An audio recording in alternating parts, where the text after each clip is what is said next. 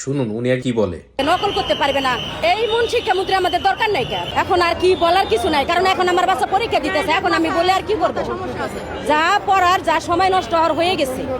1 বছরও পড়াইলো না বাচ্চাদেরকে, তার মধ্যে এখন আর কি পরীক্ষা দিবে বাচ্চারা? না শুনলেন তো, একজন গার্জিয়ান ওনার ছেলে পাশ করে কি করব বলেন।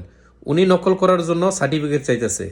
তো ও যদি পরীক্ষায় পাশই করে, পাশ করে কি করব? হয়তো পাশ করে কোনো চাকরি করতে পারবো না, হয়তো ও চোর। কারণ ওর ভিতরে ও পাশ করছে চুরি কইরা, নকল কইরা। তো একজন নকল কইরা সে আবারও ভালো চাকরি পাইব কই থেকে? ওর ভিতরে কই যোগ্যতাটা তো হইব না। কারণ চোর ও জানবো চুরি করা, ওদের মতন পোলাপানি লেখাপড়া কইরা তার হইব দুর্নীতিবাজ, তারপরে হইব চোর বাটপার। দেখেন দেশের শিক্ষা ব্যবস্থাটা কতটুকু ধ্বংস করে গেছে এবং কতটুকু নিচে নেমে গেছে মানুষের মেন্টালিটি। বেড়ায় চাইতেছে নকল মুক্ত বাংলাদেশ করতে, আর ওরা চাইতেছে, উনি গার্জিয়ান হয়ে চাইতেছে নকলের সার্টিফিকেট। তো এইটা যদি হয় দেশের অবস্থা, একের অবস্থা 12টা বাজায় দিয়ে গেছে, মানুষের মেন্টালিটিও নষ্ট করে দিয়ে গেছে।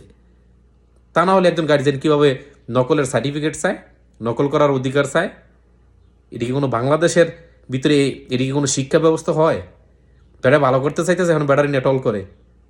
হাই রে, পোলাপানের মেন্টালিটিতে এতটা পতন হয়ে গেছে গা, এটা বলার বাহিরে।